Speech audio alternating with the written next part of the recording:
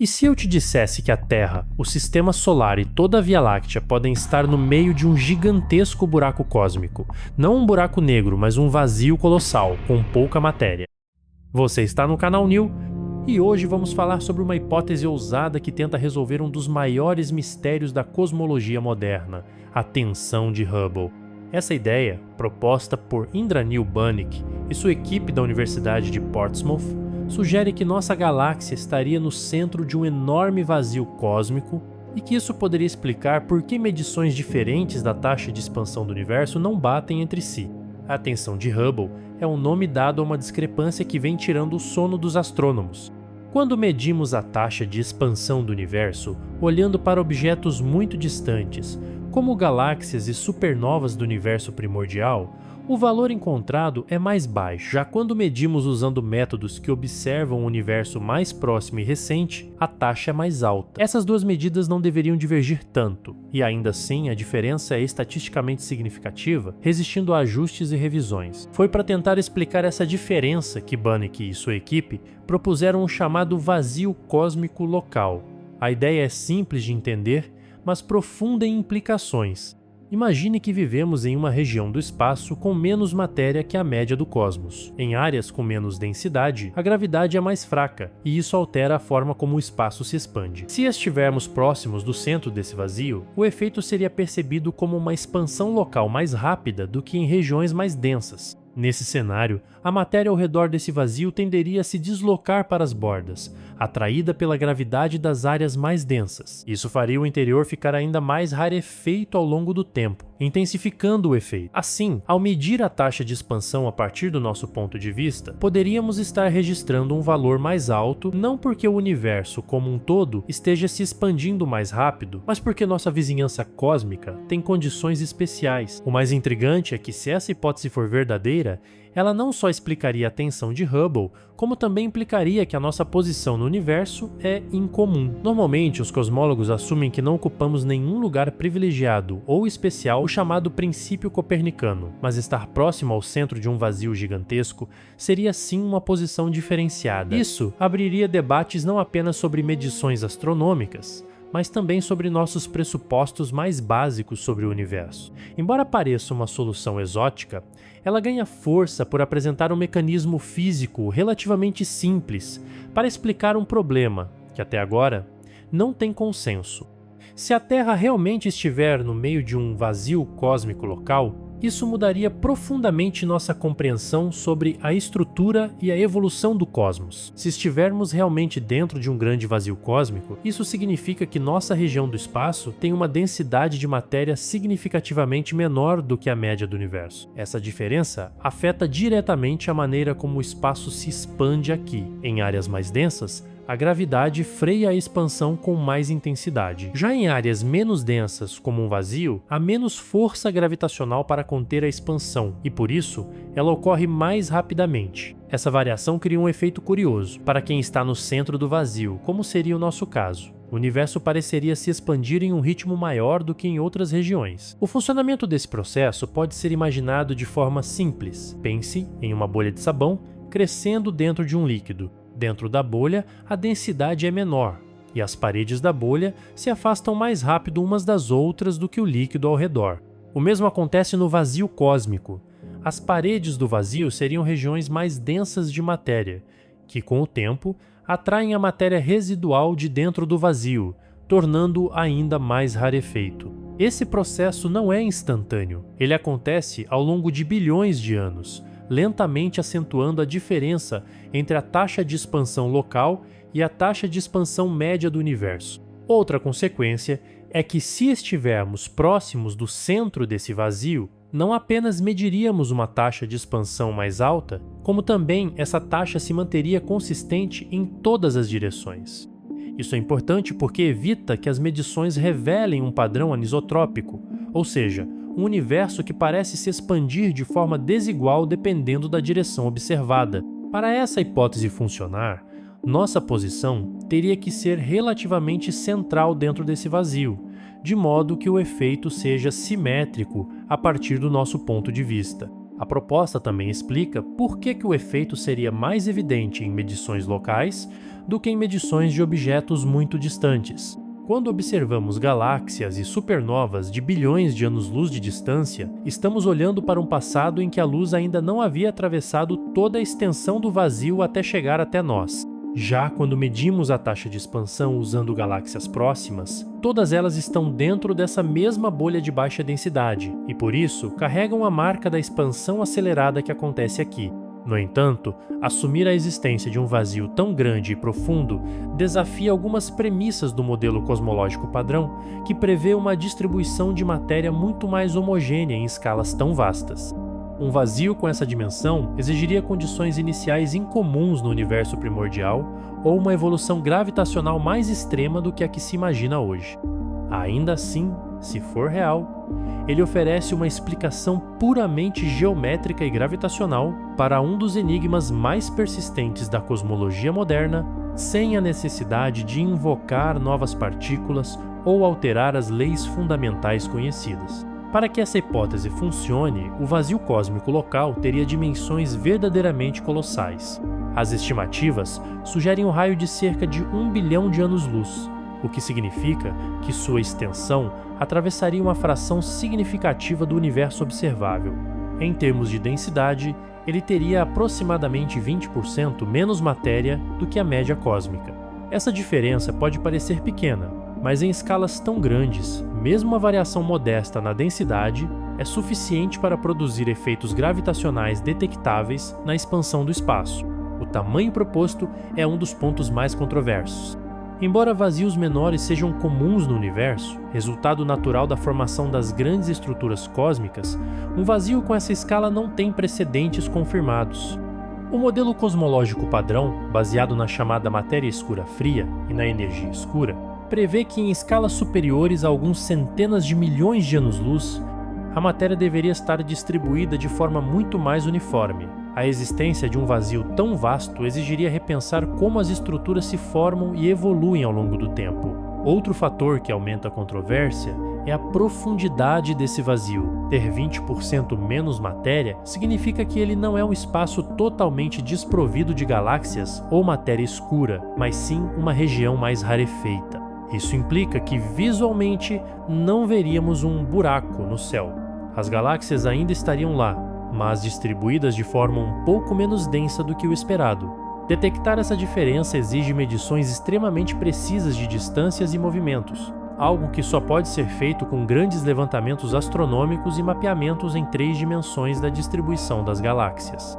A ideia também desafia um princípio muito valorizado na cosmologia, o princípio copernicano, que assume que não ocupamos um lugar especial no universo.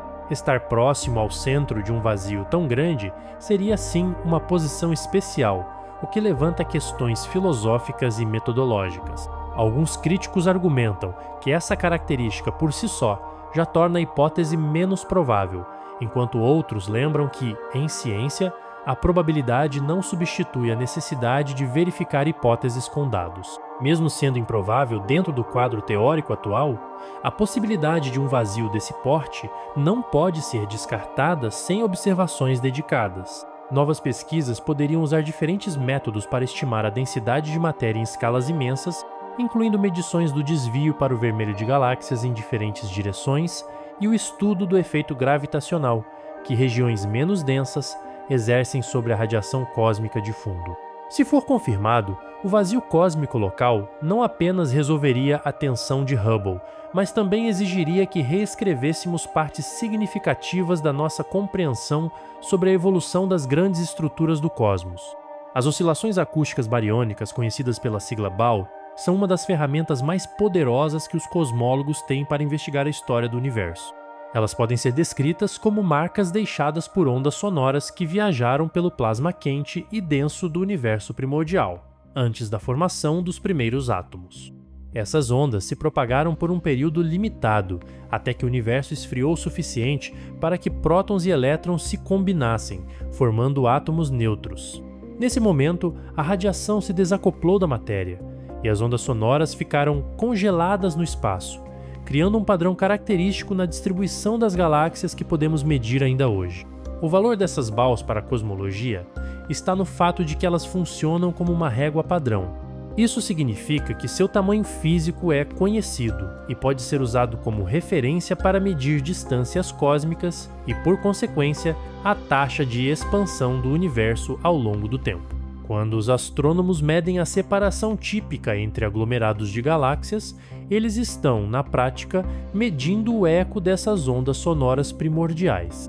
É um método robusto porque se baseia em física bem compreendida e em um evento universal que ocorreu de forma uniforme em todo o cosmos. No contexto da hipótese do vazio cósmico local, as BAOs podem fornecer pistas valiosas. Se estivermos realmente no centro de uma grande região menos densa, isso afetaria a relação entre a escala angular das BAOs e o desvio para o vermelho observado nas galáxias.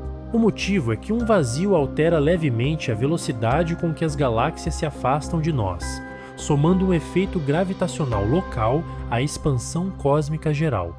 Esse pequeno aumento nas velocidades radiais mudaria a forma como interpretamos as distâncias a partir das medições das BAOs. Segundo o Indranil Banik e sua equipe, ao analisar 2 décadas de medições das oscilações acústicas bariônicas, o modelo, que inclui um vazio local gigantesco, se ajusta aos dados de maneira muito mais convincente do que o modelo homogêneo padrão, aquele usado, por exemplo, nas análises da radiação cósmica de fundo feitas pelo satélite Planck. A diferença estatística apresentada é impressionante. Eles afirmam que o modelo com vazio é cerca de 100 milhões de vezes mais provável, considerando esse conjunto de observações, do que a versão sem vazio. Isso não significa que a existência do vazio esteja comprovada, mas indica que há algo nos dados das BAOs que se encaixa de forma natural nessa explicação. Uma hipótese é que as velocidades adicionais induzidas pela gravidade nas bordas do vazio estejam sendo registradas indiretamente nas medições, e que, sem levar isso em conta, acabamos interpretando parte desse efeito como sendo uma taxa de expansão mais alta do que realmente é em escala cósmica. Se essa interpretação estiver correta, as oscilações acústicas bariônicas se tornam não apenas um vestígio do Big Bang, mas também uma ferramenta para mapear as características do nosso entorno cósmico. Elas funcionariam como uma espécie de sonar astronômico, revelando a estrutura tridimensional do espaço em escalas inimagináveis e ajudando a confirmar ou refutar a hipótese de que vivemos dentro de um enorme vazio cósmico.